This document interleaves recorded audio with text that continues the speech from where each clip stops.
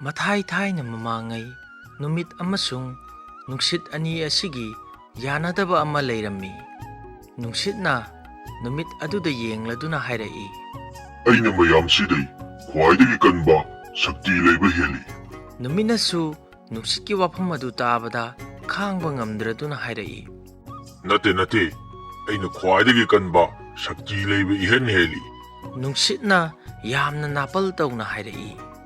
Aigi akanba sapuda, achaubo zao amadi irai laina leimai thakta inthubu ngami. Aduga samudragi imaida satliba jahasingbusu aigi sapuna kangphal yauna puba ngamgani. Aina hurricane amadi tornadoes kumba akanba nonglai nungsit thohanbasu ngami. Numit na pakumpirai. Nangna hairibudubu tasengna chumlabrani. Fare aina awangba singgolsingda leiriba kallaba unmapa kayabusu saugdohanba ngami. Malemsida leiriba pat khudimaksu kanghanba ngamgani. Aina malemgi leimai singbusu khangba lakpa ngamdana sahanba ngamgani. Masigi masha asina yerum phauba phutpa yagani. Khudak aduda makhoi anina nupa amakak lambi gi nakanda ningtham thagi jacket ama lituna chatpa adu uraklammi. Masida nungsitna yamna napal tawna hairai. Hauzik kanana hena kanba shakti leiba henbage haibadu yengnarasi. Ibanigi marakta nipa asibu ihan hana jacket lauthonba ngamba aduna ngamba sangnarasi. Wafam asi numitna su yarammi. Nungsitna hana changchankiduna akanba akibagi masak oiraba ayingba nungsit nupa aduda sichillammi. Nupa adusu ingmanbana maram oiraga mahakki jacket ki chain adu chingchinkirammi. Nupa aduna mathanata sonjai. Is kayada ingkraba akanba nungsitno ingmana hakchangse thak hek nigle. Masidagi nungchit chitmanbana maram oiraga nong taba hauraklammi. Nungchitsu hena kanna sikallai amasung nong adu onkirami. Nupa aduna hai. Yengune undaba horeni. Ngasigi weather forecast di undabagi wafam laikidabani. Nupa aduna mahaki kokhum adu kokthakta chingkhatlami adubu nungsit adudi hena kanba maongda nupa aduda sisillaklami. Adumakpu nupa adugi jacket adudi sunglau lokthoklamde. Nupa aduna hai. Ngaside hakchangse kitangdum fresh oithoida. Ningtham thagi oiba akanba nonglai nungsit lakba haura malene. Asumna ingmanbadagi mahaki jacket ki chain adu mahaki manaton phauba khumjinnanaba chingkhatkirammi. Masi ubada nungsitna hai. Oh, aina tawriba punamaksa oithokadaba mandre. Maram masina ai swai matangsida lephaurage.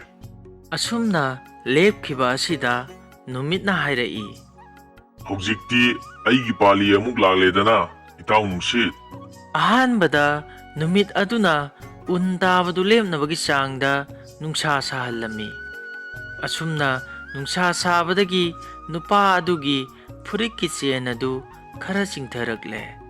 Amu numit aduna nong manglamba leichin kaya adubusu manghankiduna nupa adu tamna nungsagi maisha adu yakna sahallammi. Khudak aduda yamna fajaraba yening thagi matawgum tawraklammi. Nupa aduna hairai. Wow! Hawjik ngayag asida oiriba aying asagi oiba mataw asidi angakpani. Masidagi mahaki jacket ki chain adu chingtharami. Adudagi numit adusu mahaki sabagi chang asi asum hengat halammi. Nupa aduna soli. Karino ne? Hawjik ngayag ki mamangda oiramleba mataw aduga hawjik na kayada sariba. Kalen thaga chap manakre. Hakchangse humang saubana suloire. Humang bungagta ngaire tawrise. Kayada sakraba nungsano. As aidi sabada loireda Jacket kase lagtholage. Asumna nupaduna mahakki jacket adu lagthoklami. Adudagi ngaihaktang napi marak aduda hipthakhirami. Numitna nungsitta yengladuna momon noklaga hairai. Hꯧꯖꯤꯛꯇꯤ ꯑꯩꯅ ꯉꯝꯂꯦꯀꯣ ꯏꯇꯥꯎ ꯅꯨꯡꯁꯤꯠ ꯅꯪꯒꯤ ꯉꯛꯆꯥꯎ ꯊꯦꯛꯄ ꯃꯇꯧꯗꯣ ꯃꯇꯨꯡꯗꯗꯤ ꯑꯃꯨꯛ ꯍꯟꯅ ꯇꯧꯔꯅꯨꯀꯣ Asumna napal chauraba nungsit adu numitna maithiba piba ngamki. Wari asina piningliba loksingdi kaidongnungda aikhoina napal kaphade nampu sapu tawduna punsida mai pakpa purakpa ngamde haibasini. Aduna aikhoi maselgi marakta amaga napal tawnadana amaga yengthinaba leitana yamna nungsi chanana leiminasi haiba asi pari asina phongdokli.